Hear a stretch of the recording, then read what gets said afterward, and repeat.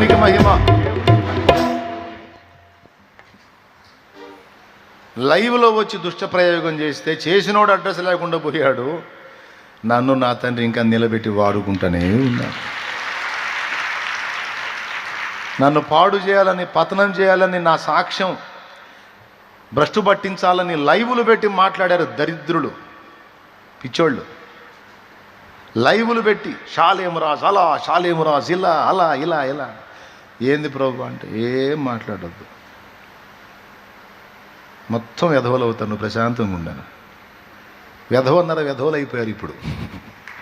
దేవుడు నన్ను వాడుకుంటానే ఉన్నాడు, ఆత్మలను రక్షిస్తానే ఉన్నాడు. అంత నా గొప్పతనం చెప్పట్లా, నాకు తోడై ఉన్నవాని యొక్క గొప్పతనం చెప్తున్నాను నేను. యూదా గోత్రపు సింహము నా పక్షమును నిలిచున్నాడు, పక్షిరాజు వలె రెక్కలు సాచి ఆయన నా పైన నిలిచున్నాడు.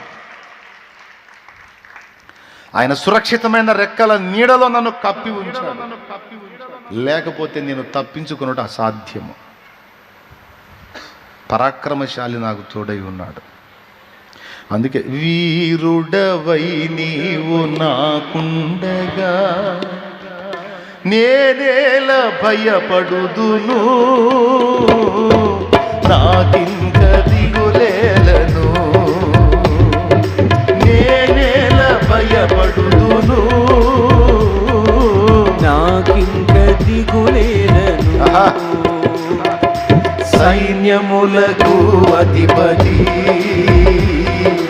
నీకే గణస్తుతి.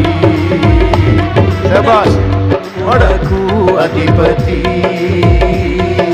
నీకే గణస్తుతి.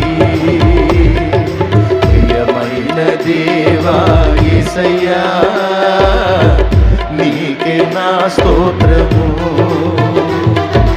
ఘనమైన రాజా యేసయ్యా నీకే నా వందనం. హల్లెలూయా. నాటి నుంచి నేటి వరకు నాకు తోడై ఉండి నడిపిస్తున్న నా తండ్రి ఇక ముందుకు తోడై ఉంటాడని నేను విశ్వసిస్తున్నా. కాబట్టి విశ్వాసంతో నేను వేసినటువంటి అడుగు, క్రియాత్మకంగా మారిన అడుగు నన్ను సిగ్గుపరిచిందా? గొప్ప కార్యాలు నేను చూసేటట్టు చేసిందా? ఈరోజు మీకు చెప్తున్నానంటే, ఎప్పుడైతే విశ్వాసం క్రియగా మారిద్దో, మారు మనసు పొందు అన్నాడు పొందుతావో, రక్షణ పొందు అన్నాడు పొందుతావో, దాని శక్తి నీ మీద పనిచేసింది.